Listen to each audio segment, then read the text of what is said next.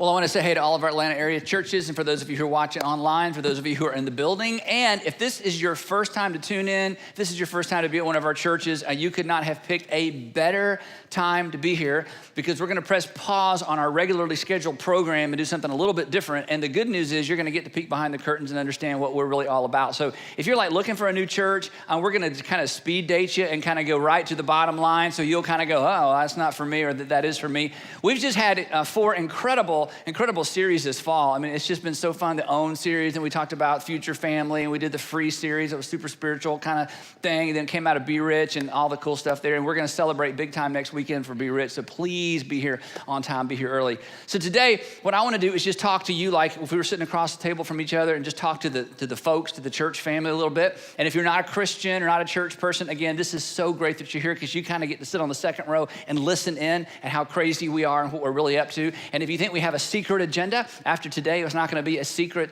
anymore, and we don't want it to be a secret anyway. This fall, Sandra and I have done something that's been a lot of fun for us. We have visited a bunch of different community groups. Now, if you're new, a community group is a small group that meets in a home, and that's basically the core of our church. We don't just meet in rows, we meet in circles. We love circles. And so we visited some young marriage groups, some not so young marriage groups. This week, I'm going to go visit a single guys group. And there are several reasons we're doing this, and one of it is I never meet anybody, because on Sunday, I hide. You know, remember the church you grew up in, the pastor would stand at the back and shake everybody's hand? Can you imagine? You know, so I do 2 services, and I go do one afternoon service at one of our churches, and I'm kind of an introvert anyway. And so I don't do this. I don't meet anybody. So we have met some incredible people just going to these groups, and it's fun. We've been married almost 25 years. And so we, you don't know how much you know about marriage until you meet with some couples who just got married, because they don't know anything, and you're like, we're really our experts. So that's been a lot of fun. But anyway, at the very first community group meeting we went to, where we just kind of showed up and we answer questions, talk about the church, ask them questions. At the very end, we were about to break for coffee and cake, which is why we actually go to community group. Most of us, it's like, okay, when's the cake? So we were finishing up, and this one young guy sitting on the couch with his wife, and they were all newlyweds for the most part, been married for 2 years or less. And he asked me this question. He said, Andy, what can we do? What can we do?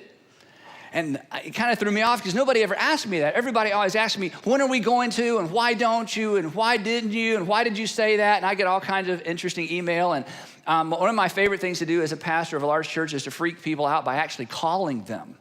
Because whenever somebody writes like a really negative, like, what are you doing, bad email, I ask my assistant, I said, let's see if we can get a phone number. And I call him, hey, it's Andy from church. And it's like, well, because see, people don't think I get my mail. They don't think I read it, and they definitely don't think I'm going to call them. So I love to just, hey, yeah. And what's so interesting is about half the time people have a complaint. I'm like, I know, I didn't like it either. I agree. What should we do? So anyway, that's the kind of response I get sometimes, which is okay. We can deal with it. But nobody ever says, hey, Andy, what can we do? And what he meant was this. We love the church. About a bunch of these couples actually met through our singles ministry, so they love the church. We can't wait to have kids one day and raise kids in the church. And we feel like the church does so much for us. What can we do? So I thought, you know what? I'd like to just pause in all of the stuff we're doing for you and all the cool stuff we do as a church. And I would like to pretend, just go with me, humor me a little bit. I would like to pretend that you would like to know the answer to this question. So to help me, I'm going to actually ask you to ask this question corporately out loud, all of our churches, and I'm going to count to 3, and I want you to just say, Andy, what can we do? And then I'm going to answer, okay? So even if you don't care, just play along, because this is what we're going to talk about today. So ready? 1, 2, 3. Oh, I'm so glad you asked. Okay, here, I want to answer that question for you. This is important. Before I give you the answer, though, I want to tell you why this is such a big deal, okay? It's such a big deal for 3 reasons. The most apparent reason is there's some things we have to do as a church for us to have the church that we enjoy. And if you come here, you enjoy the environments, the music, all the stuff. So there's just some stuff we have to do so we get something out of it. That's the least important reason.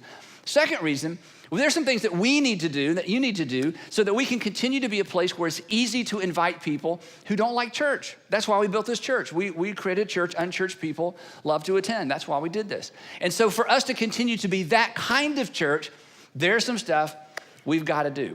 But the most important reason from my perspective is the reason that I have the hardest time explaining, because you'd really have to live here or be on our staff for about 3 months to understand the incredible global responsibility that we have as a church. As many of you know, the church in America is changing. And the church in America is changing actually in a good way. And people are more interested in spiritual things than they've ever been before, but they're less interested in traditional church. You probably know that. And for this time and for this reason, or for this season, I should say, we have an incredible stewardship of influence. A stewardship of influence means that we have the opportunity to influence a lot of churches and a lot of church leaders. And every single Sunday, dozens, and over the course of a year, several hundred church leaders will come from all over the country, all over the world, to walk the halls. They don't come to hear me preach. They can watch online if they just want to hear a sermon. They come to walk the halls of all of our Atlanta area churches and some of our partnership churches to answer the question, what are you doing in order to capture the imagination of people who've lost interest in church? Because you do that so well. About 3 years ago, there's a group that came to me and said, Andy, how can we help you? I said, you know what I'd like to do? I'd like to spend a day, about 5 days a year, go to some different major cities and spend time with local pastors. And the way I describe it is just empty my cup into theirs. I don't have all the answers, but I can't fill anybody's cup, but it's like, okay, that's all I know about that. I would like to go spend time with pastors and say, here's what we've learned about creating a different kind of church. I thought we could gather 300 or 400, pastors in some key cities. So I've been doing this for 3 years. I do it with Craig Groeschel, my friend in Oklahoma. And everywhere we go, we have 1,500, 1,800. We were in Lancaster, Pennsylvania. 2,500 church leaders came to spend a day with us. And you know what I tell them? Honestly, I just tell them what you do. I just tell them what you do so well. I tell them about the environment you create and what you've done to create an environment where people find it easy to invite people who don't consider themselves church people. People who, and maybe you're in this category, you come to our church and you go, I don't believe that, but I'll come back next week. I don't get that. I love this. Andy, I just filter out the Jesus part. I got a tweet from a Muslim guy. He said, I just filter out the Jesus part and I just hum during the Jesus part, but you're a good motivational speaker. That doesn't offend me. I'm fine with that. So I just talk about what we do. The least church city in the United States right now is Seattle, Washington. And so we've been up there twice. 1,400 church leaders from that area came to say, we're trying to get this right in Seattle. And there's some great people up there, obviously Mark Driscoll and others who are just knocking it out of the park. But there's this very cool thing that's happening in pockets. And the problem is when you listen to the media talk about the church, the media talks about the Catholic Church and mainline church. We don't exist yet. But I'm telling you, I don't mean just we are churches, but there is something so phenomenal going on. And the part that you don't need to think about because you got kids to raise and jobs to keep and get an education, your participation is making a much larger difference than you will ever know because of our influence as a group of local churches. I want to tell you one quick story about Jose and Yesenia Rea. Jose and Yesenia, this is Jose. Jose is a pastor of a church in Venezuela. Here's the name of the church. It's La Iglesia Las Buenas Nuevas del Este, which is the good news of the East Church. And he's in Barquisimeto, Venezuela. That's the city that he's in. Now, I got to tell you a story real quick. Jose, in 1997, started a Bible study that became a church, and by 2005, now this is a big deal, by 2005, he had 1,200 people at his church, which is a lot. It's hard to start a church. It's really hard to grow a church to 1,200, and it's even really hard in Latin America because there's some things working against you in Latin America as a church planner that we don't deal with here. So he's a great leader, did a great job. 2005, they got about 1,200 people. And it dawned on him, you know what? We're basically gathering a lot of disenfranchised church people. I want to reach people who who are far from God and people who have issues with God and issues with the church. I want to figure out really how to reach unchurched people. And so he began looking for a different model, and he came to the United States.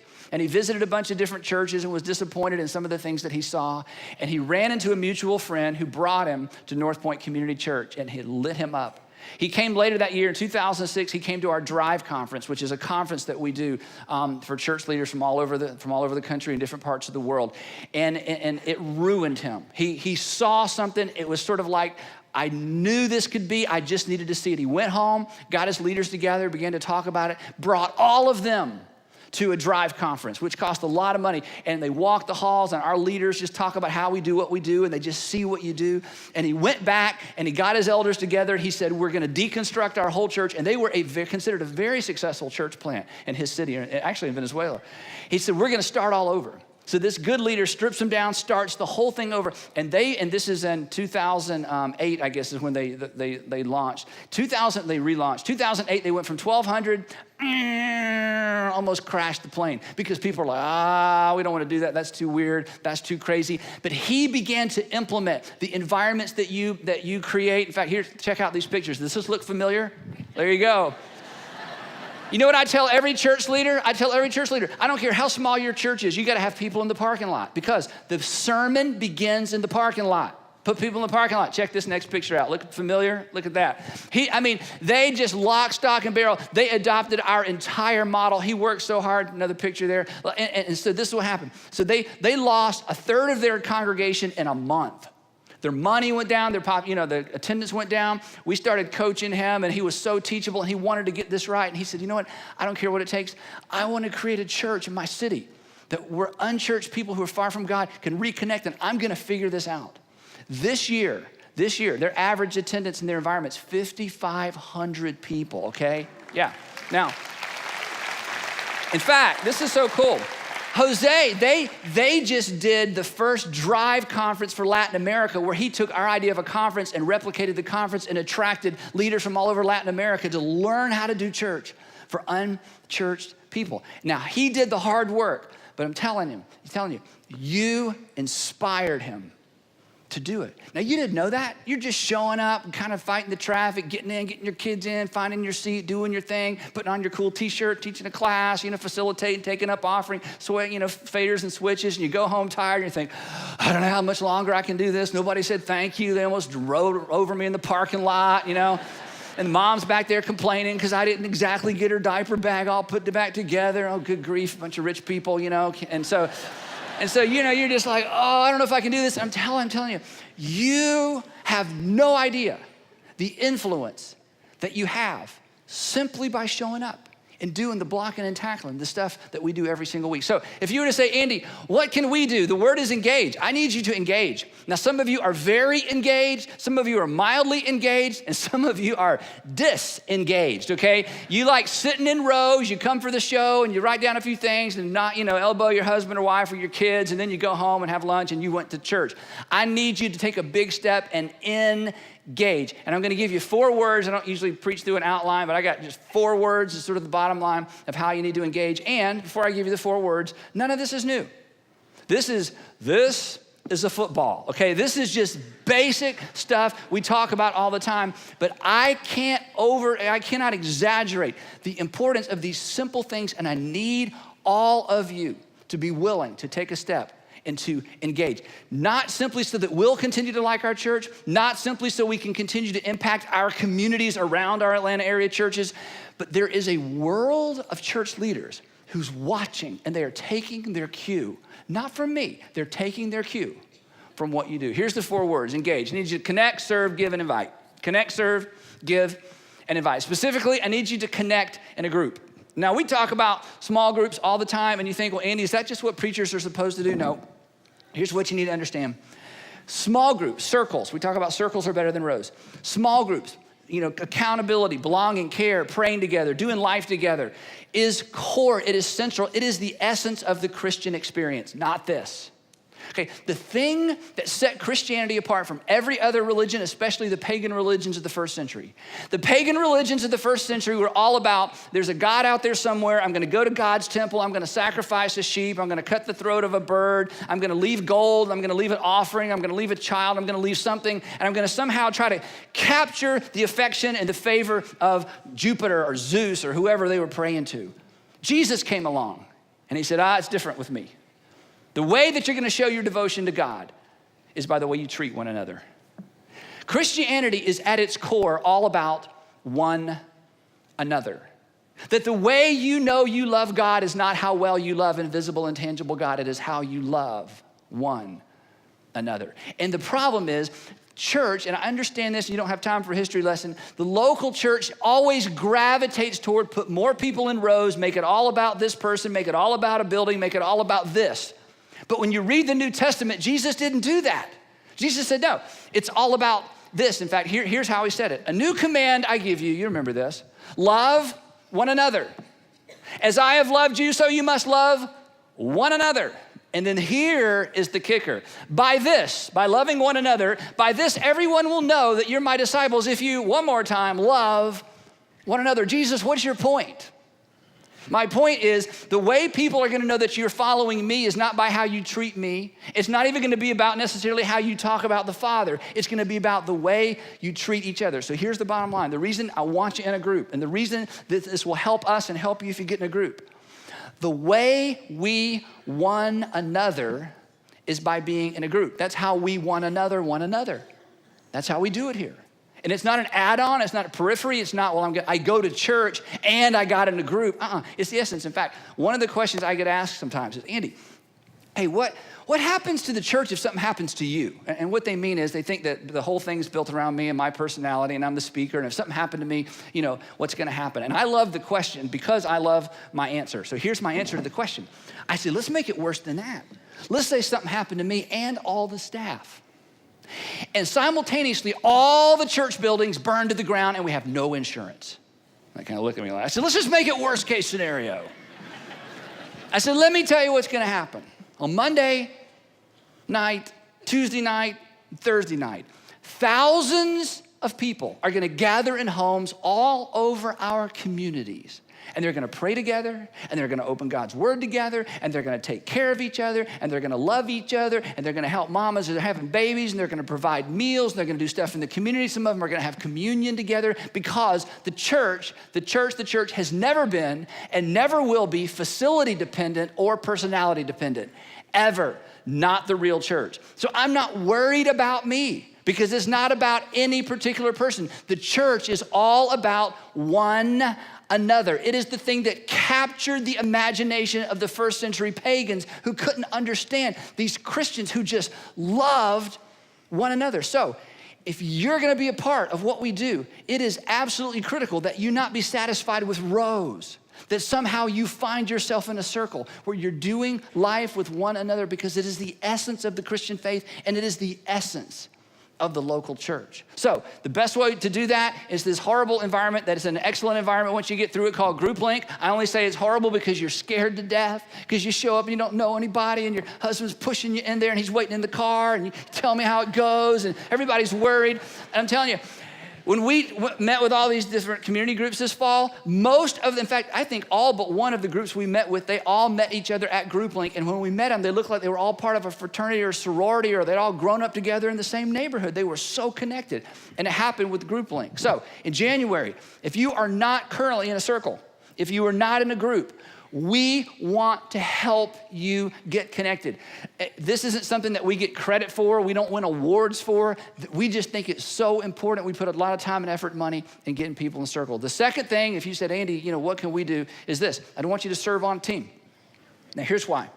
If you think about, for those of you who are in the marketplace and who work and own business or you work in a business or in your particular industry, in your industry or in your company, There are transactions that are mission critical. In other words, your company does a lot of different things, but there are some things, if your company gets these right, then everything goes right, everything goes well. If you get these, it's just 2 or 3 or 4 things. If you get, it's customer service, or it's, a product that makes sure once you sell it, they don't come back and they're not returning stuff, whatever your business is.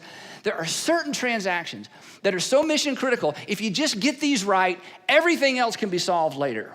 For us, the transactions that we've got to get right, the mission critical, got to get it right every time, are what happens on the weekends as it relates to these environments right here. Our guest services teams, our production teams, Wombaland, that's, birth through about 4-year-old, Up Streets, our children's ministry, small groups, Transits, middle school, Inside Outs, high school. This is blocking and tackling. This is the core. If we get these environments right, anything else that we mess up, we can fix later on. This is, as I tell church leaders, the secret sauce of our church is not my preaching. The secret sauce of our church is that. This is what keeps people coming back. This is where people stick. This is where people have an aha moment. This is where they say, you know what? I didn't really like the message, but my kids love the environment, and my husband said it's the first time he didn't fall asleep in church. We're coming back. This is, and I'm telling you, this is where we need you to step up and get involved. Now, when you see that, I know what some of you think. I've been doing this a long time. It's like, well, I don't want to babysit, and I'm not a teacher, so just hear me. We're not going to ask you to do something you're no good at. And here's why. You're no good at it. Okay?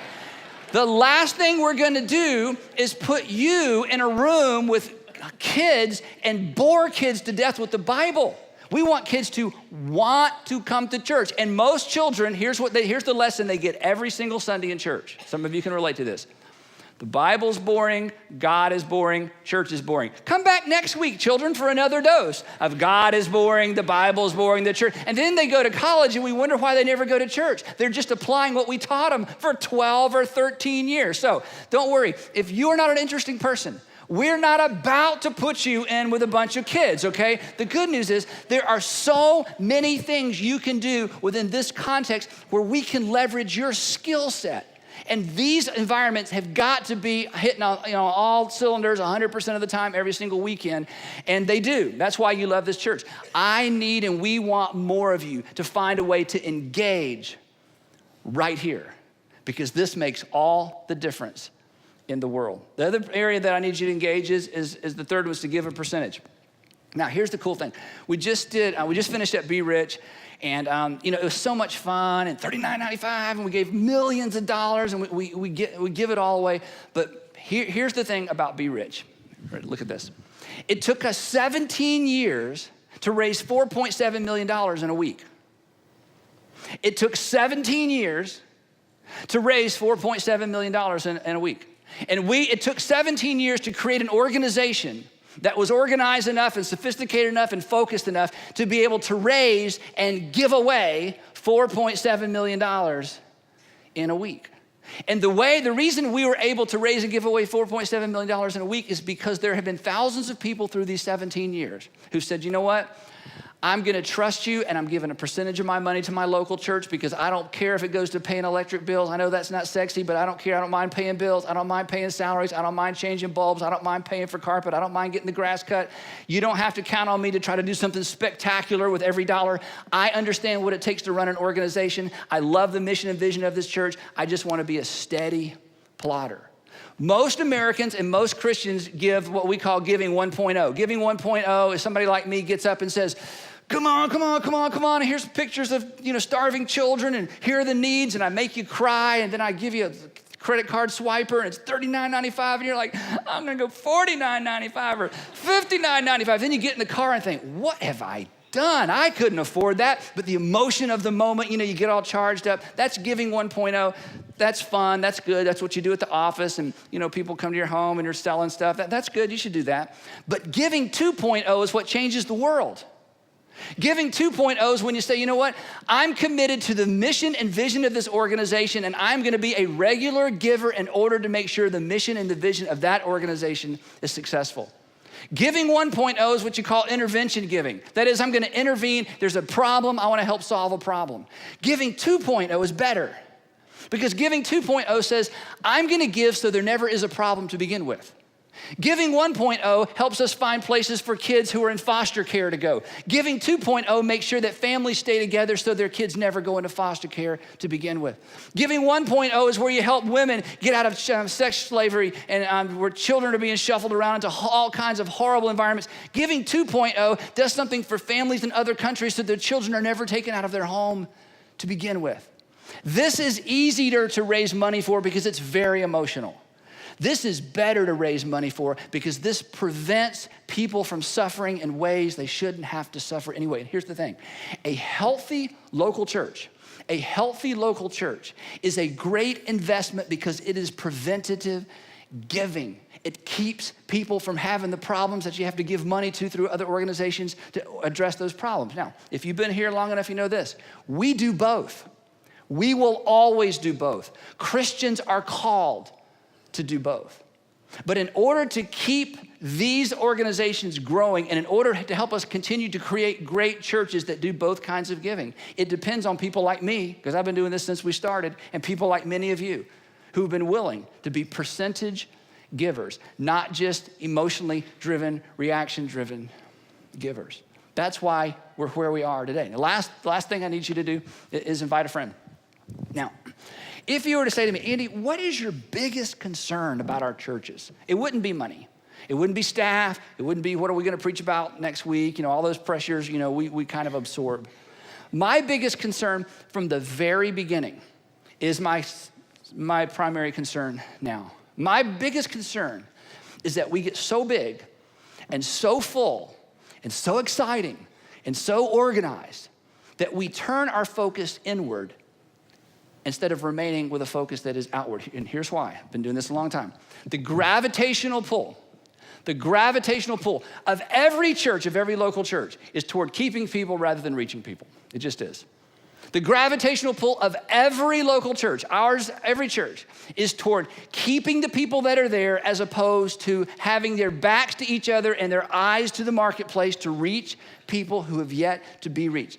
We started our church. We started these churches. The reason we keep creating churches is because we are committed to what we believe Jesus taught the church was all about. And it wasn't about church people because there weren't any church people. It was about people. It was about people created in the image of God who were far from God, who needed a Savior. So consequently, our focus is not the people who are here. It's the people who aren't here yet. And I need you to invite people. Now, here's why. It's not because we need more people. This is so important. I'll try to make this clear.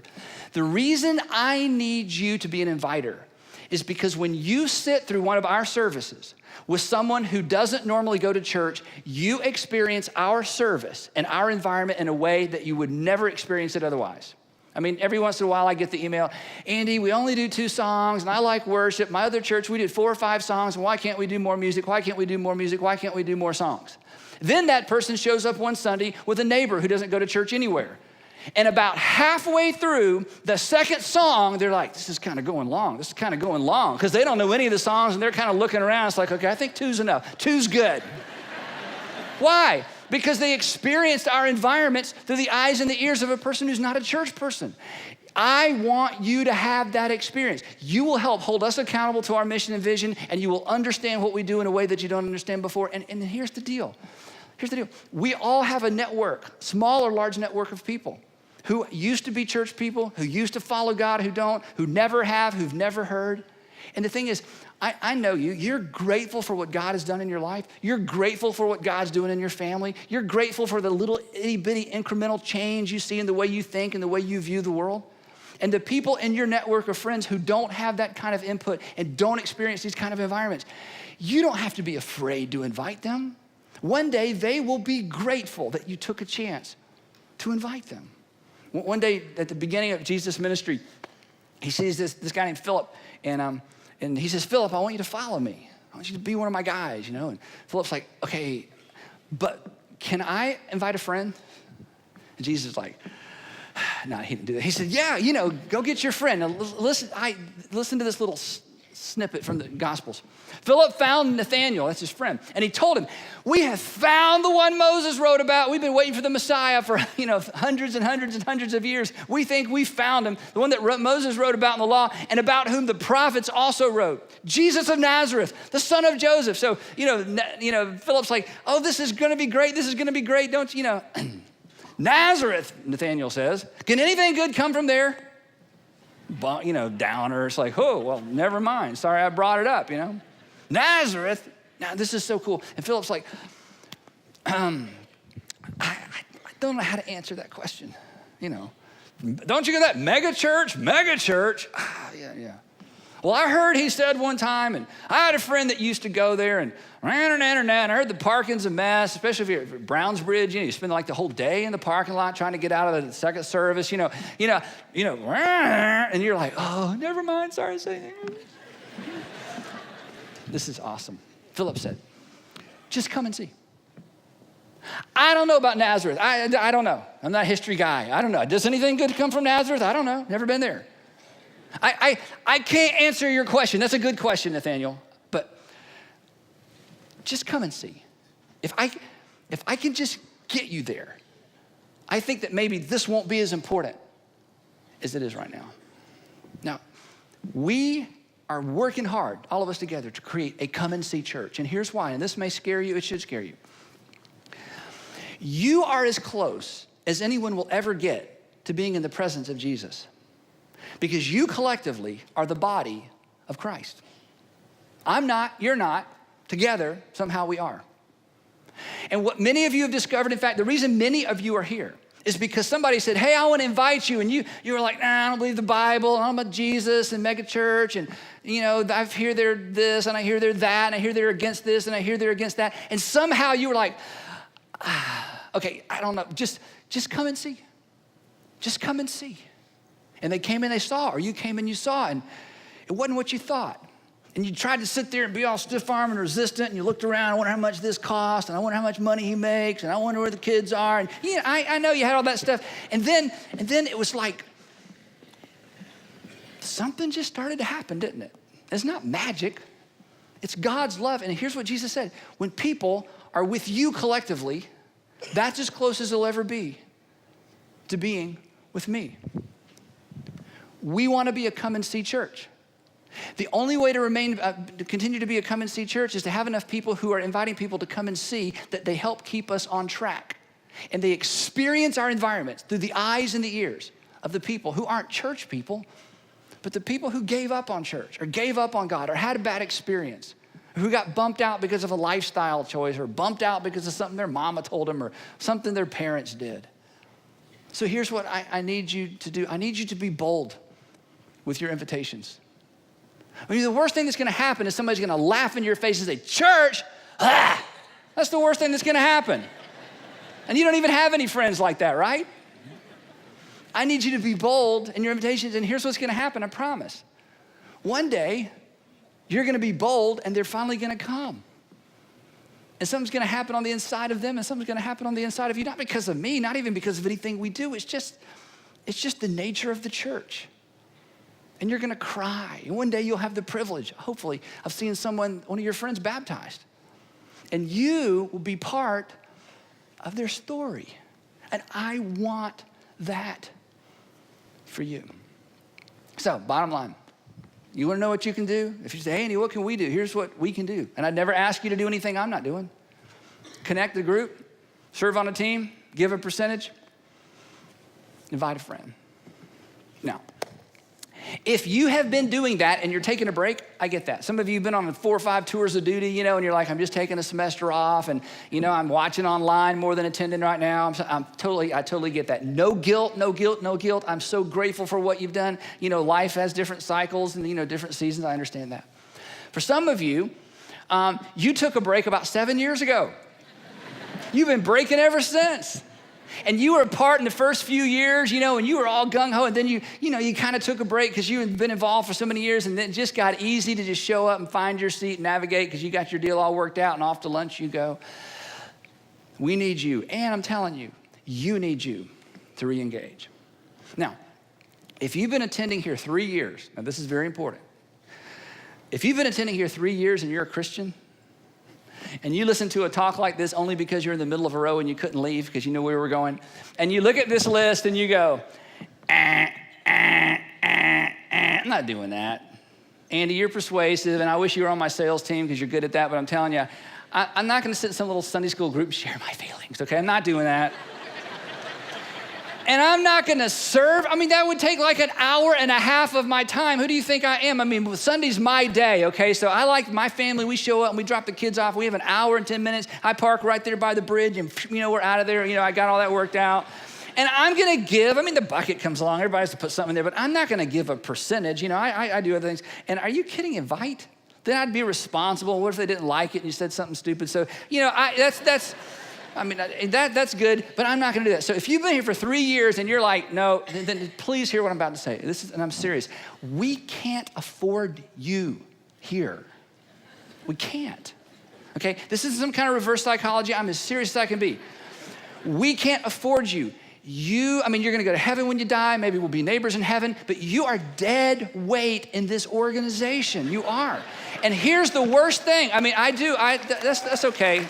That's all the volunteers going, would you come on, tell them, Look, and I'm not trying to run you off. I want you to engage. But now this should really bother you. It would bother me, maybe it's just me. Here's the problem.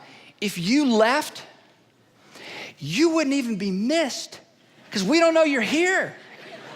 Okay, I'm serious. And here's the thing, and don't even email me this because I know. It's like, well, Andy, you hurt my feelings and I thought God loved everybody. He does, okay? But here's the deal. Listen. We are on a mission.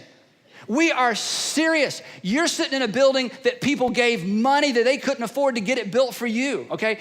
What happens here is so important, and I'm inviting you to be a part of something important. In fact, I'll tell you this, you're not gonna believe me till you're about 75 years old, and then you'll look back and go, he was right. The most important thing you can be a part of, other than raising your family, your kids and grandkids, is a local church. And here's why. Because it was here before you got here, and it'll be here after you're gone. And it is the only thing that reaches into the fabric and the soul and the heart of individuals. Jesus is the hope of the world, and the local church is the expression of his hope in the world. And to have the opportunity to be a part of a church that's gonna get the job done and is committed to the people that Jesus loves, I'm telling you, it's an opportunity. I love to give my money here. I love to give money here. I know where it goes, and I'm telling you, it's an awesome investment of my time and my life and my money. But if you sit back and go, no, that I'm telling you, we need your spot. And here's the email I don't want to get. Well, you even hurt my feelings and da-da-da-da-da, but we're not leaving because our children are plugged in there. Well, lean in close. I got to tell you real quick, okay? Of course your children are plugged in here. Of course they love it here. You know why they love it here? Because there are men and women who give their time and their money to love your children. And they're partnering with you to set an anchor so deep and so wide in the heart of their soul that when they get older, they will not depart from it. They are helping you. And the fact that you would come here and go, nah, I'm not gonna do any of that, and let us partner with you, you should be embarrassed. You should be embarrassed. You should be the first to engage. And I know who you are. Part of you, I'm telling you, okay? You're the same group that complained all the last whole 3.5 years about, well, the 40% of Americans don't even pay taxes, and here I am paying all the taxes and carrying the 40%. That's who you are. And you're doing the same thing at your local church. Now, I don't want you to leave. Come on. I want you to engage. We're doing something big, and we're doing something important, and it's not me. I'm telling you, it is you. It's the model. It's the mission. It's the service. It's all the stuff that makes you love this church. We want to replicate this all over the country and all over the world, and we have the opportunity to do that. But I need you to engage. So at this time, I'm going to ask, and nobody leave, okay, because we're not done yet. I'm going to ask all of our campus, our lead pastors at all of our churches to come up, and we're going to take 3 minutes and contextualize this for each of our Atlanta area churches. We're going to do that, and then we'll get you out of here. So you guys come on up. Nobody leave. We're not done, all right? Then we'll let you go, and you can deal with all the guilt that I created inside of you for the rest of the afternoon, okay?